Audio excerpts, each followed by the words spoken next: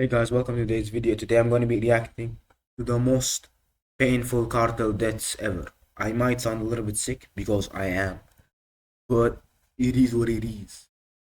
Also, the video is by Ato King Hat. Thank you very much for making this masterpiece. Probably masterpiece. Peanut butter is just like the most painful food deaths. Butter. On a calm, breezy morning in Mexico City, the day's peace would be interrupted by the disturbed screams of a man tied to a pole. Of course, it's Mexico. I'm sure cartels only exist in like Mexico and Brazil, right? But you're probably wondering how he got here in the first place. Earlier that month, he had been accused of committing an unthinkable crime to a local woman in the city.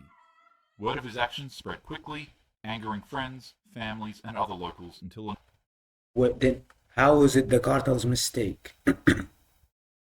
He's the one doing a shenanigans. notorious Mexican gang caught wind of the story. For them, justice would not wait for courts and police. They tracked the man down, ripped him out from his house, and dragged him out into the open. They grabbed his hands and bound him tightly so that escape was impossible. Then, seemingly out of nowhere, the gang pulled out a tub of peanut butter and How would you even kill someone with peanut butter? began to slather it on his. The man became confused because while covering somebody in peanut butter is a pretty strange punishment, it's not necessarily painful. However, his confusion would quickly fall into dread Are they gonna burn it? That's my guess. They're gonna burn the peanut butter. This is peanut butter even flammable? when the men brought out two huge pit bulls. He immediately realized what they were trying to do Oh hell no, bro. That's just evil. and began pleading for mercy. However, his cries were drowned out by the growls of the snarling dogs. When the animals were unleashed, panic surged through the alleged criminal as he screamed for help. The punishment unfolded brutally. It was a slow spectacle of pain and humiliation. And sadly, his screams fell on deaf ears as locals pretended like nothing was happening. By the time the dogs were pulled back, the man was left broken in a way that couldn't be fixed. The point was made clear. The gang had delivered their brand of justice and sent an unforgettable message that'll live on in the heart of Mexico City for years. That's kinda on him though. It's kind of a womp womp situation. Like you did this to yourself and you're still gonna cry about it. If he did the crime though, because there's really no evidence that he was actually a criminal. Vile acts against the vulnerable in this city will not be tolerated. Why? My Shut up, business is goddamn thriving, ClickUp. I have so no I hope that business. ClickUp is That's the why I'm our doing it. platform. 49. On May 12th, 49. 2012, a man in Cadereyta, Jimenez Six, decided seven. to step out of his home for a quick beverage. The evening was warm and calm. It was the kind of night where nothing out of the ordinary was really expected. Where is this? Where is this? The man in Cadereyta, Jimenez decided to step out of his What's home for a quick Cadereyta? beverage. The evening was warm and calm. It was the kind of night where nothing out of the ordinary was really expected. As the man walked along the highway, the dim lights cast long shadows across the road. Out of nowhere, the man would stumble across what sort of looked like a strange log just lying to the left of the pavement. He barely paid it any mind, stepping past it. Moments later, he saw another one, then another. With Are each these log bodies or what is that? Is that like a pavement? carrying a foul, nauseating stench that clung to the air. Yeah, I know The it. smell was strong enough to stop the man from walking any further. Confused, he decided to inspect the objects. He crouched Why closer, would he even do this? squinting at the twisted shapes in the dark. What at first looked like a bunch of discarded stick bundles on the highway slowly revealed themselves as something far more horrifying than expected. The first incident. The man recoiled in terror. They weren't logs. They were human bodies. 49 bodies scattered across the road. They were men and women, stripped of their dignity. Each of them were missing their heads, hands, and feet. The mutilation was so precise and brutal that it was nearly impossible to tell who they once were. Some of the people were stuffed into plastic bags, and others dumped carelessly onto the roadside. The man's breath quickened as his mind struggled to process the scale of what he was seeing. A sense of dread swept over him as he realized he had stumbled upon a... In that moment, the How is this even like possibly happening?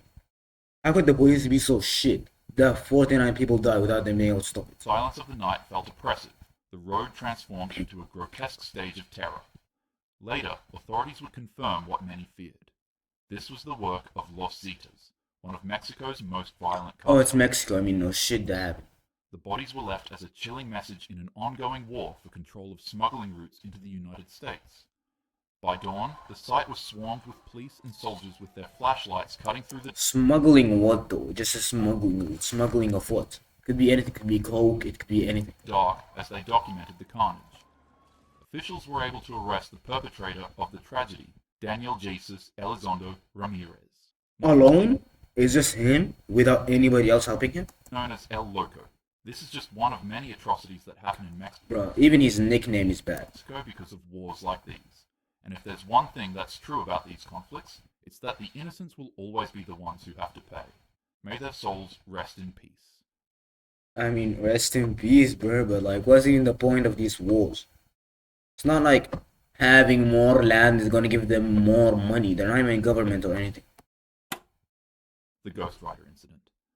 The CJNG is one of the most powerful and dangerous cartels in Bro, I hate Mexican this cartel history. so much. The United Cartels is a coalition that was formed in opposition to their control, and on a sweltering afternoon deep in cartel territory, a notorious man known as the Ghost Rider, in allegiance with the United Cartels, would find himself in the grip of one of Mexico's most feared criminal organizations.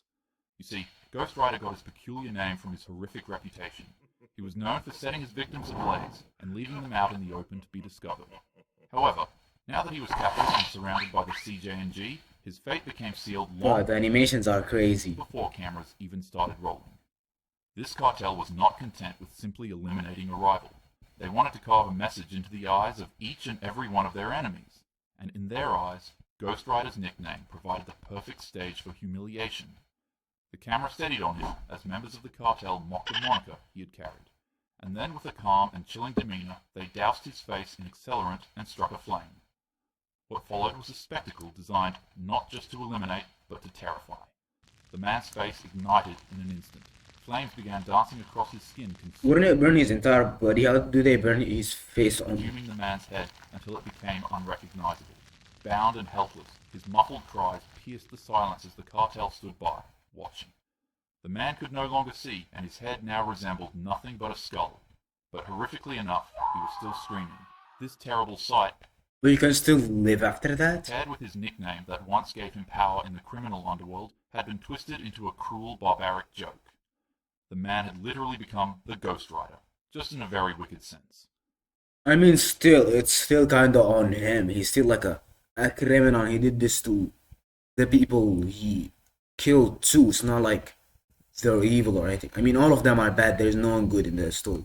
The video of the savagery spread across the dark corners of the internet, where CJNG often showcased their brutality, and for those who stumbled upon the footage, the sight was unforgettable. A man was transformed into a symbol of suffering and humiliation, and that symbol would unfortunately outlast his legacy. The bowl incident. What do you mean legacy? Isn't he a criminal too? Or did he only is he like Dexter? He only does that to criminals? Panic surged through the city as word spread of the grisly discovery made inside of It's the ball incident? I thought it was the bell. surged through the city as word spread of the grisly discovery made inside of the bag.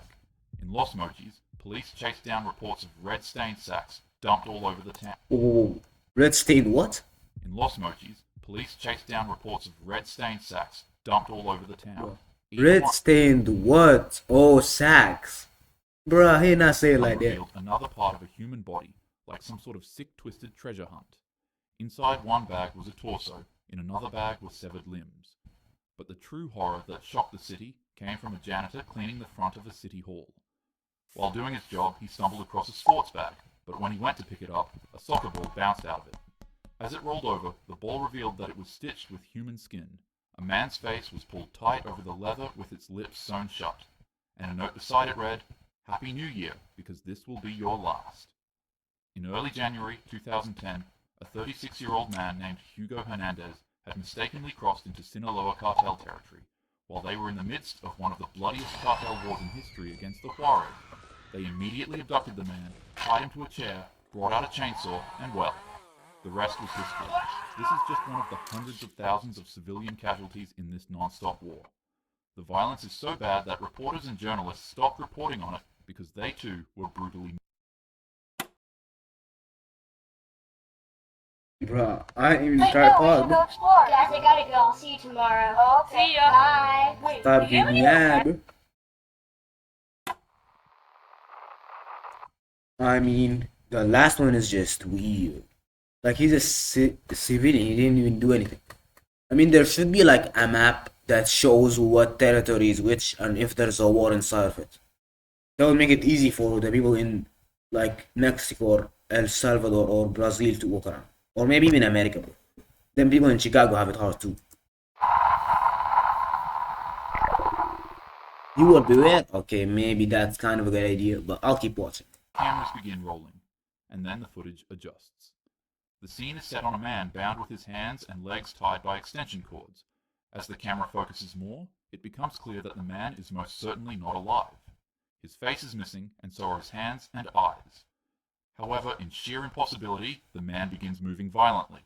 The camera slightly pans over to the side, and there it becomes apparent that these cartel members hooked the man up to a substance to pump his adrenaline and keep him wide awake and aware.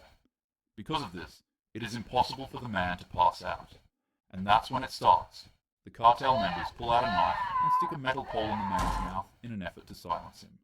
What happens next is simply just too horrific to mention on YouTube, so out of respect for this man's life and to protect your mental security, I'll skip over it. All you need to know is that they began playing a game with the man's throat while pumping him with substances to keep him alive.